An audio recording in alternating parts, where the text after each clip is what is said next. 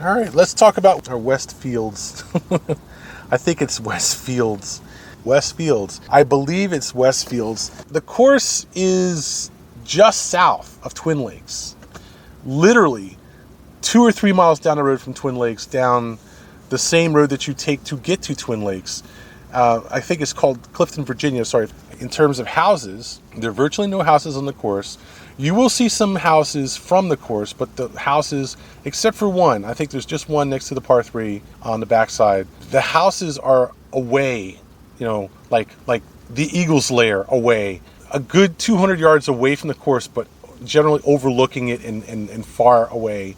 But you can see them, but there are not a lot. It doesn't have an overwhelming housing presence at all. It's a very quiet course, except for the road that goes by the third fairway, which is the access road to the course. Nice environment, and I don't think I think it's an average course in a lot of ways, though the length and the rough and the waist are substantial on this course. And between the three of them, and also there's some left to right verticality and so forth, although the course is mainly flat from tee to green, I think this course is a sneaky course in that it's easy to hit just slightly offline, get off the sides of the fairway, off the sides of the rough, go into the trees or in the waist, and that does add up. It's like a body shot from a fight. You keep taking enough body shots, it does get to you.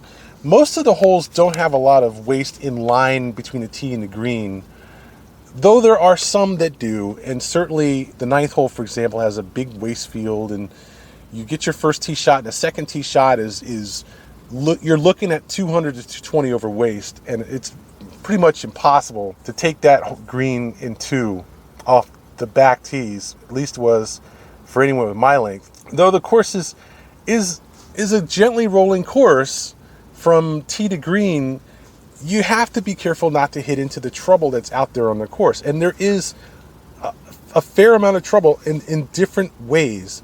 If you hit to the low side of a hole, you can bet that ball's going to roll off the woods into the waist under the trees.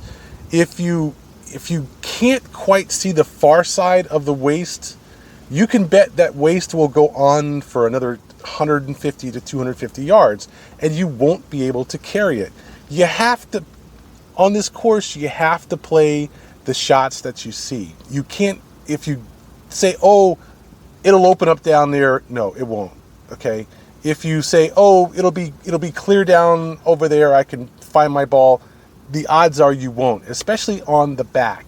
It does really, signature of the backside of this course is, if you can't see the ball land, you lost it, okay? The backside is actually pretty decent. It gets better and better and better as you go along in the back. There's some pretty nice holes. I won't spoil anything more than the visuals.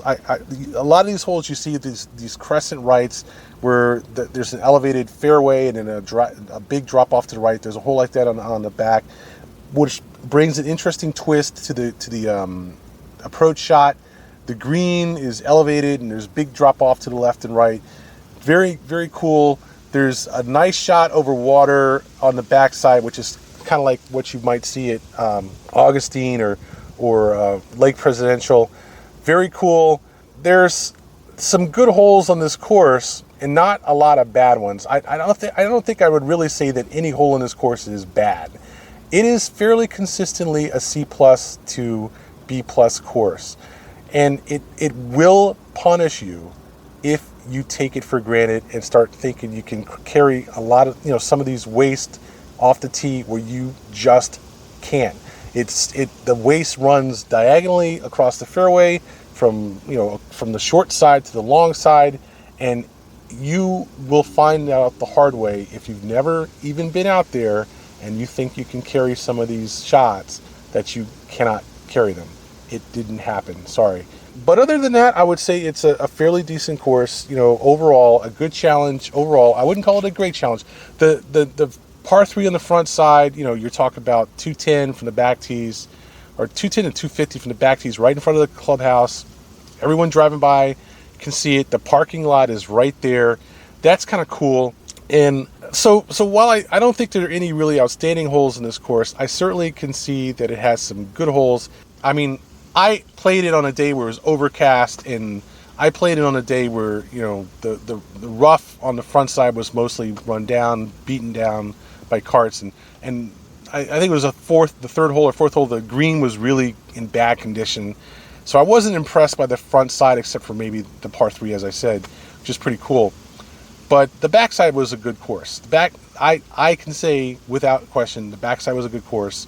The front side's kind of, you know, it doesn't at all seem like it will be a good course based on the condition and the layout.